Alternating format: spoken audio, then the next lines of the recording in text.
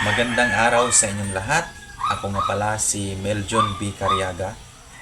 Ngayong araw, ating tatalikayin ang paksa na panghalip na panahon. Bago natin ito tatalakayin ng mabuti o sisimulan na tatalakayin, ang mga narito muna ang mga alituntunin na dapat natin makamit pagkatapos sa talakayan ngayong araw. Una ay natutukoy ang kahulugan ng panghalip na panahon. Pangalawa, nakagagawa ng roleplay na nagpapakita sa tamang paggamit ng panghalip na panahon. At ang pangatlo, na ipapahayag ang sariling ideya gamit ang angkop na panghalip na panahon na may paggalang. Ngayon, ating aalamin kung ano nga ba talaga ang panghalip na panahon. Ang panghalip na panao, ito ay mga panghalip na inahalili sa ngalan ng tao. At katulad lamang ng una ay ang panauhan. Ang panauhan ito ay taong tinutukoy, ibig sabihin,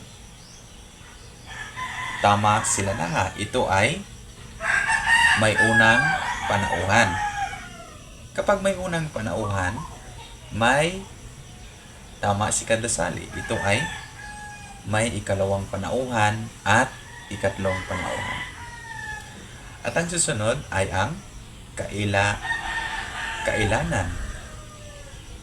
Kung sabihin natin kailanan, sa panghalip na panao ay ito ay tinatawag na bilang, dami o bilang na tinutukoy, lalo na sa isahan, dalawahan at maramihan. At ang susunod ay ang, ano sa tingin ninyo? Ano kaya? Pwede? Magaling, ito ay kaukulan. Kapag sinasabing kaukulan, ito ay gamit ang panghalip na kung saan ito ay tama. Ito ay may palagyo. Tama, sigun daw. Ito ay palagyo, paukul o paari. Ngayon may tatlong halimbawa ng kailanan. Ating alamin ito. Ano kaya sa tingin ninyo? Nasabi ko na kanina, may idea ka ba? Lapos.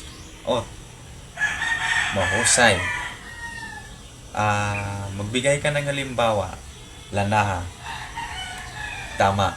Ito ay tungkol sa isahan, dalawahan at maramihan. Kapag sinasabi nating isahan, ano ang may idea ka ba? Ano ang ibig sabihin nito? May idea ka ba?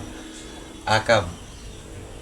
Tama, ito ay may halimbawa katulad lamang ng salita na isa ako, siya o ikaw.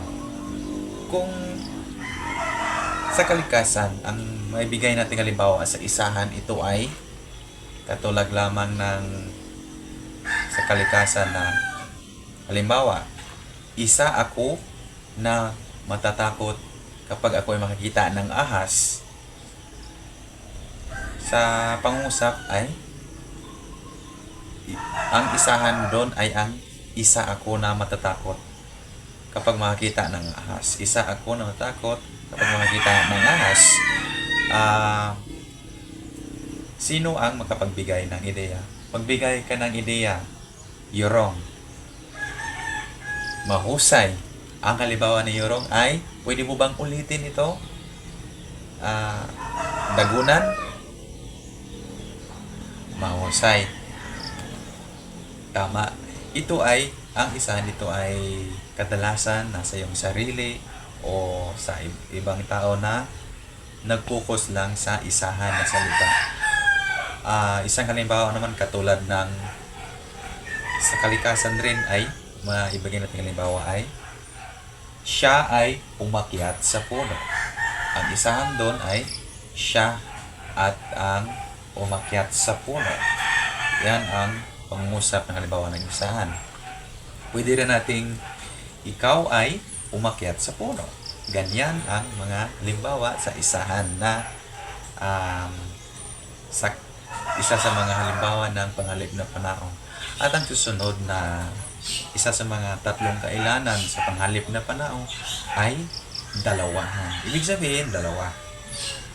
Kung sa kalikasan rin, pwede nating halimbawa ang tayong dalawa ang magdidilig ng gulay. Makita ninyo na mayroong gulay.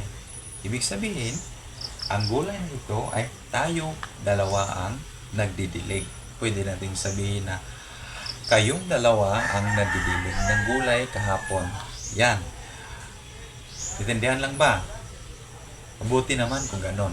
Magbigay ka ng ideya. Gundaw. Mahusay. Dagdagan mo ito. Dikon. Magaling.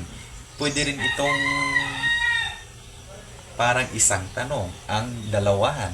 Kapag sinasabi nating dalawahan, di ba ang sabi ko kanina ay dalawa? Pwede rin nating gumawa tayo ng halimbawa katulad ng darating kaya silang dalawa? Ibig sabihin, silang dalawa. Darating kaya, pwede nating gawin sa pangungusap. Pwede rin nating ang gulay at prutas ay bitamina at sustansya sa ating katawan. Yan ay isa sa mga halimbawa ng dalawahan na isa sa mga tatlong kailanan sa panghalip na panahon. At ang susunod, ano sa tingin ninyo? Didal, maaari ka bang magbigay ng ideya? Mahusay, ito ay maramihan.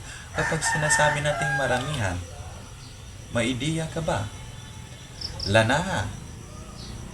Tama, ito ay tatlo o mahigit pa. Ibig sabihin, higit sa isa, dalawa, tatlo o mahigit pa. Halimbawa na lang.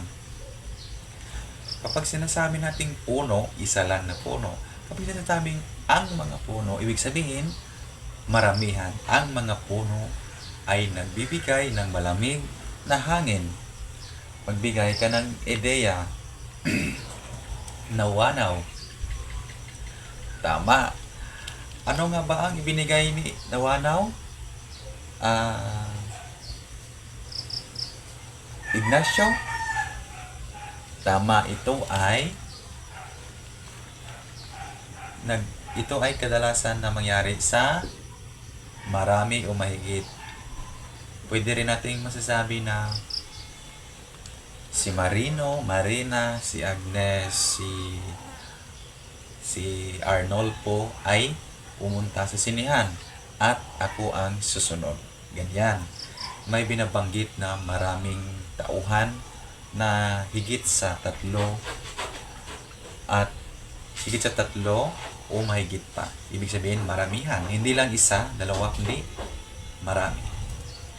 Ang mga panghalip na panao ay napaka-importante natin itong malalaman, lalong-lalo na ito pala ay atin lamang na nararanasan, hindi lamang sa ating bahay, paaralan, maging sa ating lipunan. Naintindihan lang ba ang ating talakayan sa araw na ito? Mabuti naman kung ganon. At sana marami kayong natutunan. Paalam sa lahat at magandang araw.